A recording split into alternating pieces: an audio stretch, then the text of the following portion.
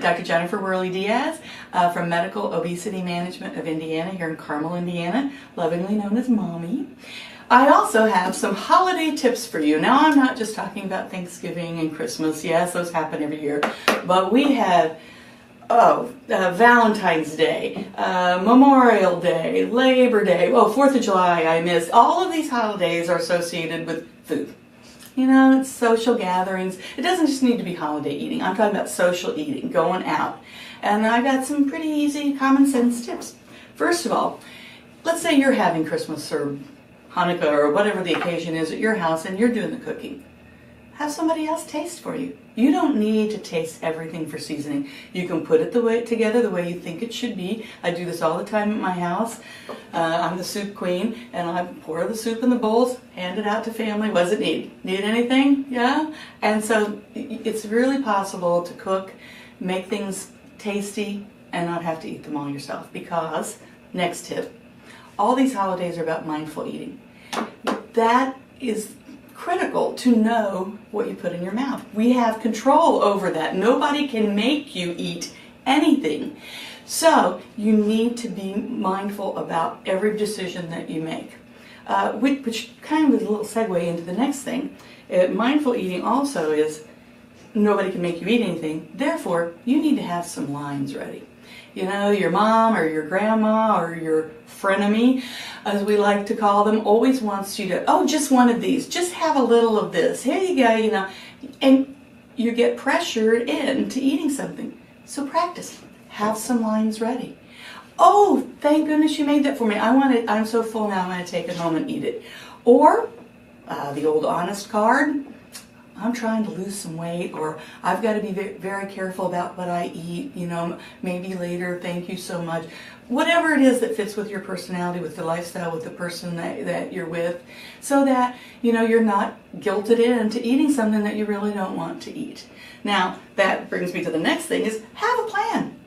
Know where you're going, who you're going to be with, what the menu's going to be. If you have to call a friend and say, hey, you know, you're having a party, what are we having to eat? You know, maybe I want to bring something so that you know you're going to have some healthy option to eat at the party. Nothing wrong with that. You know which restaurant you're going to go to? Look up the menu ahead of time. See what's best, your best choice there. And then this is what I advise. You order first, so you're not influenced by everybody else's decision, and that way you're done. Now, let's say they bring that meal to you, and it's this giant portions of everything that, yes, they're good choices, but they're too much. Right then, just divvy it up right then. Take the portion of meat that's good for you, take the protein, whatever it might be, take the sides, whatever they might be, and put that in a box, and then leave what you know is the right portions for you to eat on your plate. And then you got dinner tomorrow at home in the fridge. And because if it stays on your plate, we all know what's going to happen. It's all going to be gone by the end of the meal, and you're going to be over full and not feel good. So, the other thing I want to talk about that is, you know, when you're at dinner, if your mouth's not full, or if you're at Thanksgiving, or whatever the occasion is, and your mouth's not full of food, you get to talk to the people, and that's why you're there. It's about the relationships, it's about talking and being with the people. It's not really about the food. It's just, you know, as a society, as cultures, food's always associated with social situations. So it's going to be there. So that's why we need the plan, but we need to focus on the people and the relationships and the joy of the occasion, not just the food. Because food is fuel.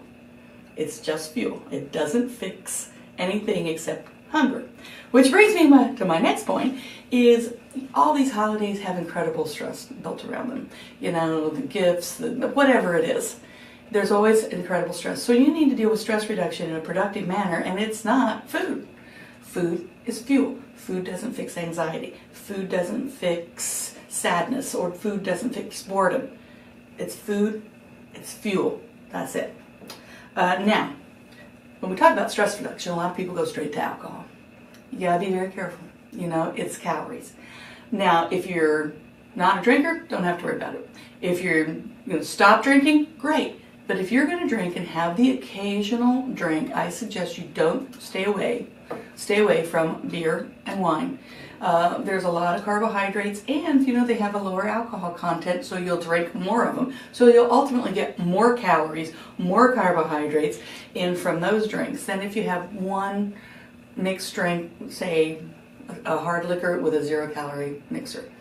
One and done, and you've had a drink with everybody, and there you go. Now I'm the worst doctor in the world apparently because I let people drink, but if you are going to drink as part of your lifestyle, then I think that's the way you should go. One and done, hard liquor. But now, on the same topic of drinking, plenty of water. You got to be hydrated at all times. It's not only good for weight loss, it's good for your hair, it's good for your nails, it's good for your skin, it's good for your kidneys, it's good for your liver, it's good for everything. So always be hydrated and always have water with you in your car. Always have it on your desk. I don't have any right now, but it's on my other desk. But you should always have water with you. Geography. I put that on my list and everybody goes, what's geography? So, well, geography is not standing next to the buffet table, because then mindful eating becomes extremely difficult because it's just right there and you don't think about it and it might be good food, but it's like there's an extra cheese stick and there's an extra pretzel and there's whatever it is. It's in you before you have a time to think about it because it's geographically available. And the same thing with a catered party. Don't stand next to the kitchen door where they're going to be bringing all those things out. Stand as far away from that as you can so that you have time to make a mindful decision about what you're going to eat. The other trick, especially for sit-down dinners, is always eat your protein first. If it's Thanksgiving and you know there's turkey and all these other things, you have to make a decision. You know, I said get a plan. You have to make a decision. Am I going to have stuffing and mashed potatoes? And when you go yes, then you have to make a plan. How much? So that you have some guidelines for yourself, and and that you just don't eat willy-nilly. But if you get all those things on your plate and you eat the protein first, now you're fuller. So the turkey's gone and you're like, I'm actually okay. Even though I said I'll have a cup of this, I think I only need a couple teaspoons and I'll be fine. I get the flavor and I get the satisfaction and I'm done. And then Valentine's Day. How much do they really love you if they bring you 2 pounds of chocolate? So my advice for that is gracious acceptance and sharing. Everybody can have a piece of something every now and then, but pass that on to others. And the same thing with the Christmas basket full of chocolates and candies and cookies, which our office received this year. It's share. Give it to others and let them enjoy it. And then on Memorial Day, Labor Day, 4th of July, all these cookout things. Same thing goes with my advice for like Thanksgiving is enjoy the protein first. Eat the burger.